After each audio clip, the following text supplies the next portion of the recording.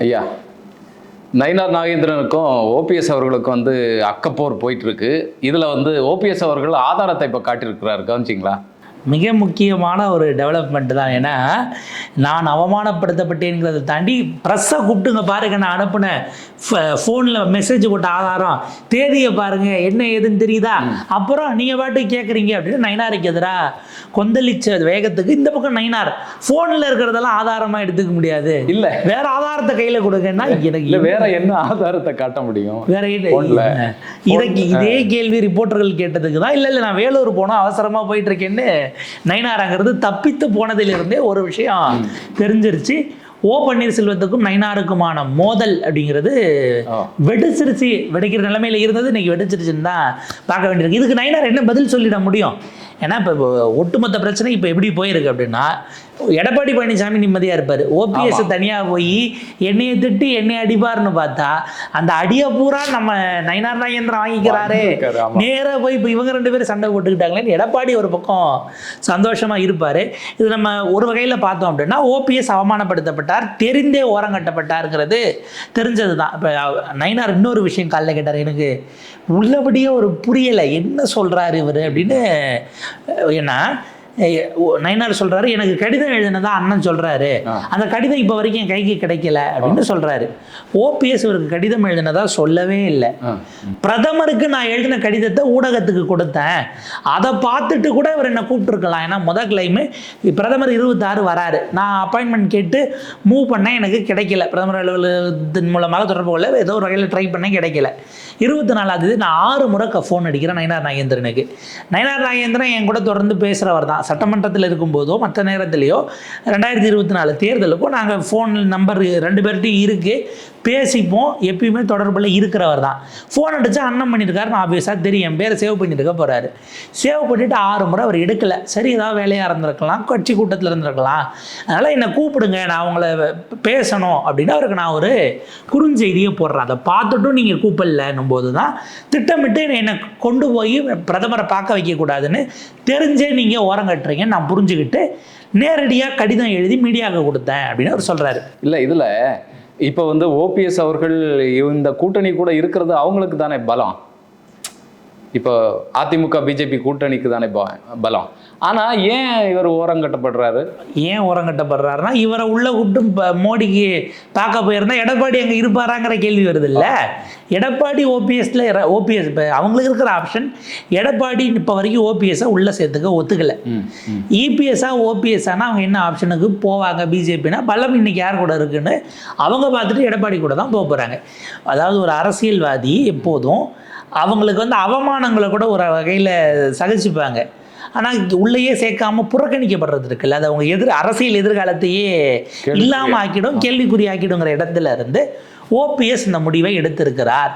எனக்கு என்னமோ இது ஒட்டுமொத்தமாக ஸ்ட்ராட்டஜிக்கலாக பார்க்கும்போது முக்குளத்தோர் வாக்குகள் நயினாரின் மூலமாக அதிமுக கூட்டணிக்கு போய்விடக்கூடாது என்கிற எண்ணத்தில் அவங்க அதையே டார்கெட் பண்ணி நயினார் நம்ப தகுந்தவர் இல்லை என்று அவருடைய இமேஜை முக்குளத்தோரனுடைய தென் மாவட்டங்களுக்கான ஒரு தலைவர் முகமாக அந்த கூட்டணிக்கு ஆகிவிடக்கூடாதுன்னு நயினாரை டேமேஜ் பண்ணுற வேலையில் ஓபிஎஸ் இது போறாரோன்னு எனக்கு இப்போ இது பார்க்குறப்பறம் அப்படி ஒரு சந்தேகமும் எழுது. இல்லை, இதில் முதலமைச்சரை பார்த்த பிறகு நடப்பதையும் நம்ம கனெக்ட் பண்ணி பார்க்கணுமோன்னு எனக்கு ஒரு சந்தேகம். இல்லை, இதில் ஏற்கனவே பிஜேபி கூட நாங்கள் கூட்டணியில் இருக்கிறோம், அவங்க கூட்டணியில் வேற வேற கட்சிகள் இருக்குது அப்படிங்கிறத கூட இடையில எடப்பாடி அவர்கள் சொல்லியிருந்தார். இது மறைமுகமாக இவங்க எல்லாம் இருக்காங்க அப்படின்னு சொல்கிறது தானே. ஆனால் அது டிடிவிக்கு பொருந்தோம். டிடிவி என்கிறவர் தனி கட்சி வச்சுட்டாரு.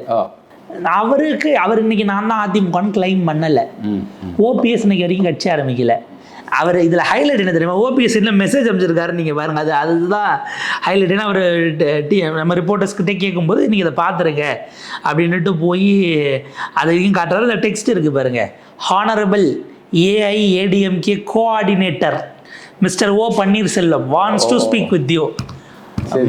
மாண்புமிகு அதிமுகவின் ஒருங்கிணைப்பாளர் ஓ பன்னீர்செல்வம் உங்களுடன் பேச விரும்புகிறார், வாண்ட்ஸ் டு ஸ்பீக் டு. அவருக்கு உங்ககிட்ட பேசணும், அவ்வளோதான். அப்போ இந்த கிளைம் இருக்கிற வரை எப்படி பிஜேபி கூட கூட்டணியில் உள்ளே வந்தங்கன்னு சேர்க்க முடியும்? நீங்கள் ரிவர்ஸில் யோசிச்சிங்கன்னா முதல் தேர்தல் திமுகலேருந்து உடச்சிட்டு வந்து வைகோ கட்சி ஆரம்பிக்கிறாரு. முதல் தேர்தல் அவர் தனியாக தான் சிந்திக்கிறாரு.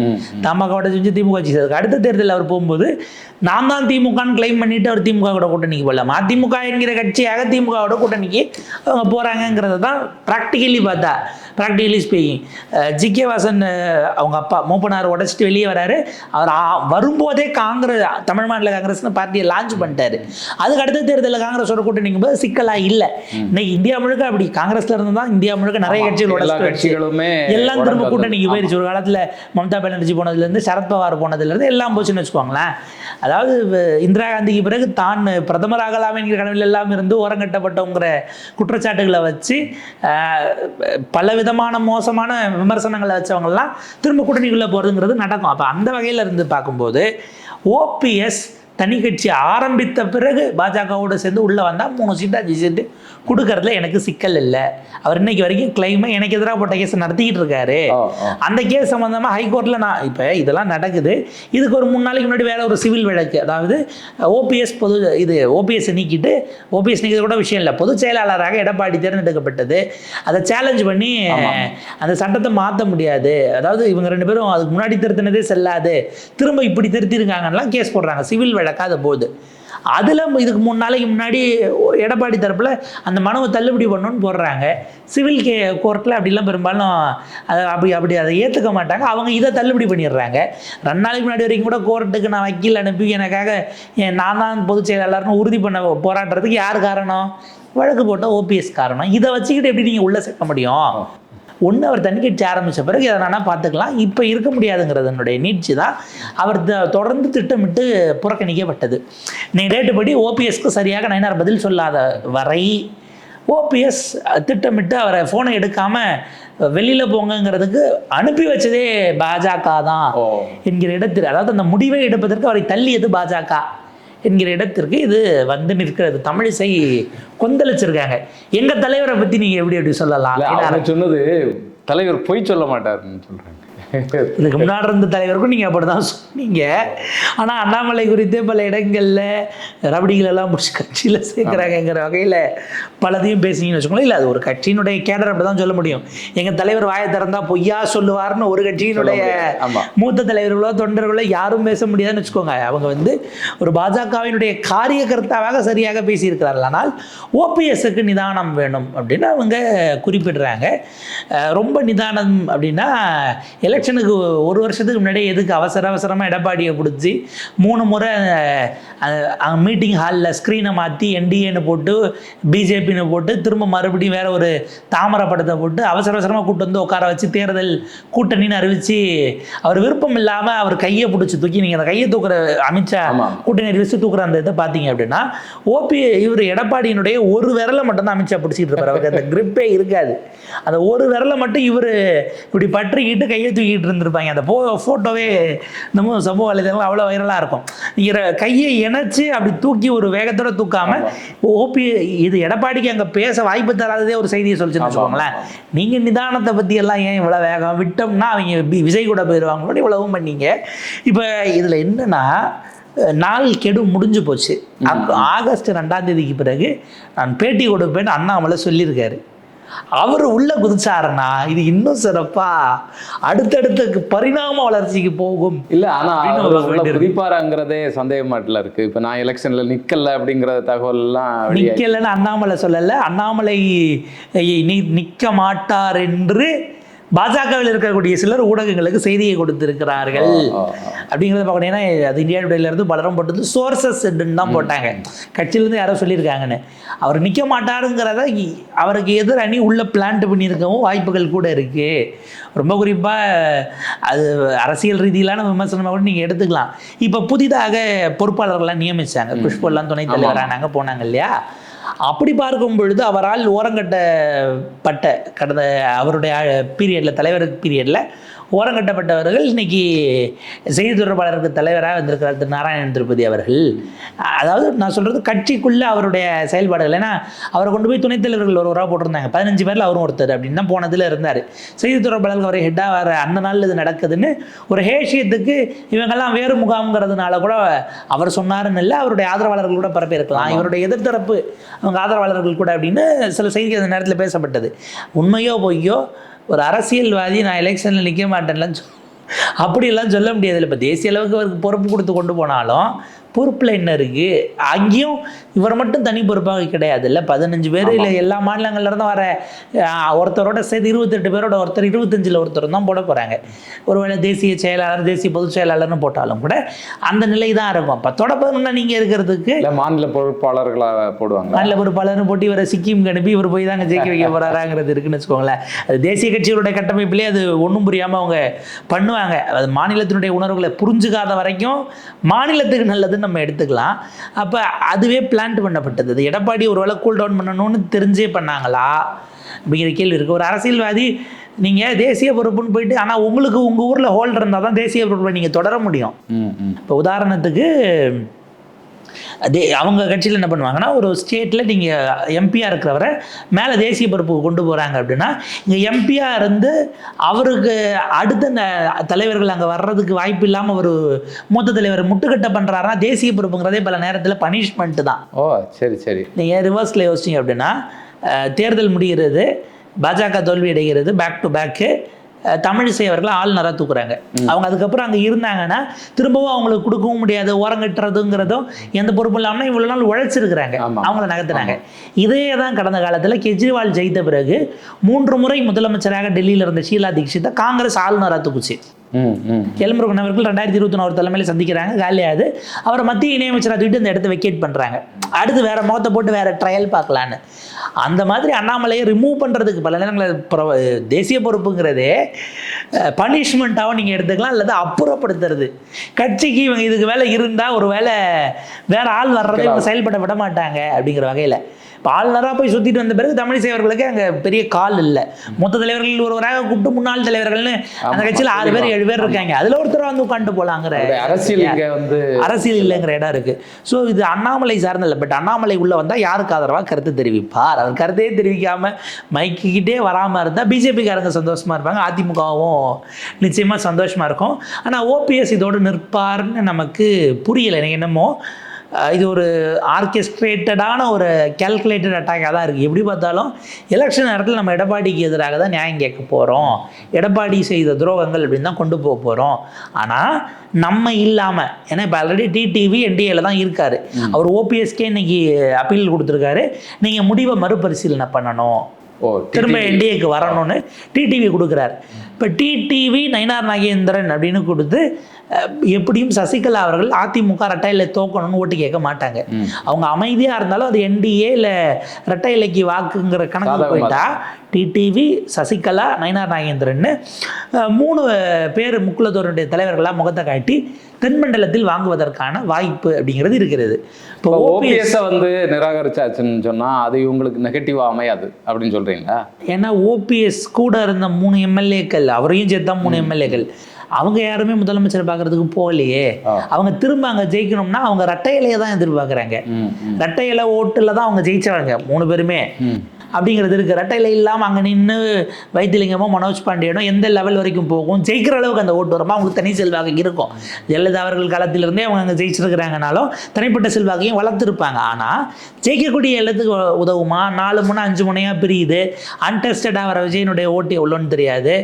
இவங்களுக்கு எடப்பாடி அல்லது ரெட்டையிலை எதிர்த்து வந்த பிறகு அவங்களுடைய ஆதரவாளர்களுடைய எண்ணிக்கை என்னவா இருக்குது, ரெட்டையிலைக்கு எதிராக அவங்க ஆதரவாளர் ஓட்டு கேட்பாங்களா, இப்படி பல கேள்விகள், பல குழப்பங்கள், பல சிக்கல்கள் இருக்குது. அப்போ அந்த இடத்துல ஓபிஎஸ் வந்து தென் மாவட்டம் முழுக்க தழுவிய தலைவரானா அதுவும் கிடையாது இல்லை. அவருடைய மகனை தேனியில் ஜெயிக்க வச்சாங்க. இவர் ராமநாதபுரம் போன போது அவரால் ஜெயிக்க முடியல. சூழல் வேறவாக இருந்தாலும் தமிழ்நாட்டிலேயே 39ல் 38ல் திமுக கூட்டணி ஜெயிக்கிறது. தேனி மட்டும் ரவீந்திரநாத் ஜெயிச்சார். அதுக்கு பல காரணங்கள் இருக்கலாம்னு வச்சுக்கோங்களேன். பல விஷயங்கள் வாரி இறைக்கப்பட்டிருக்கும், போயிருக்கும், வந்திருக்கும்னாலும் அதை அன்னைக்கு ஓபிஎஸ்ஸால் சாத்தியப்படுத்த முடிஞ்சுது. அது ஓபிஎஸ்க்கு மட்டும் கிரெடிட். ஆனால் அதே தேனிக்கு உட்பட்ட சட்டமன்ற தொகுதிகளில் இடைத்ததில் அந்த 18 பேர் தகுதி நீக்கலாம் பண்ணதில் அதில் அதிமுக தோக்குது. அதே ஆட்கள் வந்து அந்த சட்டமன்ற இடைத்தேர்தலில் திமுக ஒரு பக்கம் எம்எல்ஏக்கும் ஒரு பக்கம் எம்பிக்கும் ஓட்டு போட்டிருப்பாங்க. இதில் திமுகவுக்கு போட்டு ஜெயிக்க வச்சுட்டு இதில் அதிமுகவுக்கு போடுற அளவுக்கு உங்களால் சில வேலைகளை உள்ள செய்ய முடிஞ்சிருக்குன்னா இது ஓபிஎஸ் மட்டும் செஞ்சாரா? அன்றைக்கு அதிமுக என்கிற கட்டமைப்பு அரசு கட்டமைப்பு, துணை முதலமைச்சராக இருந்தது, இதெல்லாம் உள்ள விளையாடுச்சாங்கிற இடம் இருக்குல்ல. ஆட்சி அதிகாரத்தை கழித்த பிறகு ஓபிஎஸ் என்னவாக இருக்கிறார் சொந்த தொகுதியில் என்கிற அந்த துணை கேள்விகளும் நிற்குது. ஸோ இதில் எனக்கு தெரிய சிறைக்கு போவதற்கு முன்பு வரை ஆக்டிவாக இருந்த வரைக்கும் சசிகலா அம்மையாரை தான் ஓரளவுக்கு அவங்க ஐக்கானாக பார்த்துருந்துருக்கலாம். ஏன்னா அந்த சமூகத்துக்கான பிரதிநிதித்துவத்தை திரும்ப அதிமுகவில் கூட உறுதி பண்ணது, அமைச்சர் பொறுப்பு வரைக்கும் கொண்டு போனது, இதெல்லாம் அந்த அம்மையார் அவங்ககிட்ட இருந்தது. டிடிவிக்கு அது எந்த அளவுக்கு இருக்குங்கிற கேள்விகள் இருக்குது. அவர் தனித்து நின்ற போது என்ன கிடைச்சிது, கடந்த முறை தனி அணி அமைச்சது போய் வேற ஒரு அணியில் சேர்ந்த போது என்ன கிடைச்சிது, அதெல்லாம் நம்ம பார்த்தோம். அப்போ அந்த அக்செப்டன்ஸ் அங்கே கிடையாது. இவங்க எல்லாமே ஒட்டுமொத்தமாக அந்த சமூகத்துக்கு என்ன செஞ்சாங்கங்கிற கேள்வி இருக்குல்ல. ஓபிஎஸ் மேலேயே அப்புறம் எடப்பாடி 10.5 வன்னியர்களுக்கு கொடுத்ததில் சிக்கலாச்சு, மற்ற எல்லா சமூகங்களும் எதிர்த்து போச்சு அப்படின்னா ஓபிஎஸ் அன்னைக்கு துணை முதல்வராக இருந்தது பாஸ் பண்ணும்போது இருந்தாருல்லங்கிற கேள்வி இருக்கு இல்லையா. நீங்கள் அன்னைக்கு மௌனமாக தானே கிடந்தீங்க, உறுதி பண்ணக்கூடிய இடத்துல நிக்கலையேங்கிற சிக்கல் எல்லாம் இருக்கு. ஆனா அது பெரிய அளவு வேலை செய்யுமா நீங்க சொல்றது? அந்த நேரத்துல ஒரு இத்தனை வருஷம் ஆயிடுச்சு, இப்போதைக்கு கொண்டு வரணும்னு அன்புமணி போராட போறேங்கிறாரு. ஆனா அன்புமணி திமுக எதிர்க்கணும்னு யோசிச்சாருன்னா, அன்புமணிக்கு எதிராக ராமதாஸ் அவர்கள் ஒரு போராட்டத்தை ஏதாவது லான்ச் பண்ணாருன்னா சிக்கல் அவங்க 2 பேருக்குள்ள போயிடும். அப்போ இந்த தேர்தலில் 10.5 முன்வைத்து ராமதாசும் அன்புமணியும் பிரிந்திருக்கிற வரை 10.5ங்கிறது ஒரு அழுத்தமாக வன்னியர்களுக்கான இடஒதுக்கீடு மாறுவதற்கான வாய்ப்புகள் குறைஞ்சிக்கிட்டு இருக்கு. ஏன்னா இவர் ஏதாவது இதை பற்றி இப்போ நான் உங்களுக்கு இந்த நடைபயணம் தொடங்க பிறகு எப்படி போகுது, அன்புமணி என்ன பேசுகிறார் திமுகவை எதிர்த்துனா, அவங்க போட்ட அந்த ஆந்தத்திலேயே திமுக ஆட்சியை விரட்டிட அன்புமணி படை திரளுது அன்புமணி படையன்னு போட்டாங்க, லிரிக்ஸ் எல்லாம் போட்டு. அன்புமணி படையை திரட்டி இப்போ திமுக தான் திட்டிகிட்டு இருப்பாரு. அது செய்தி ஆகுதா, இல்லை ராமதாஸ் தொடர்ந்து அன்புமணி திட்டிகிட்டு இருக்கிறது உலகத்திலே தந்தையை வேவு பார்த்த ஒரே மாவன் நீ தான் அப்படின்னு பேசியிருக்காப்புல.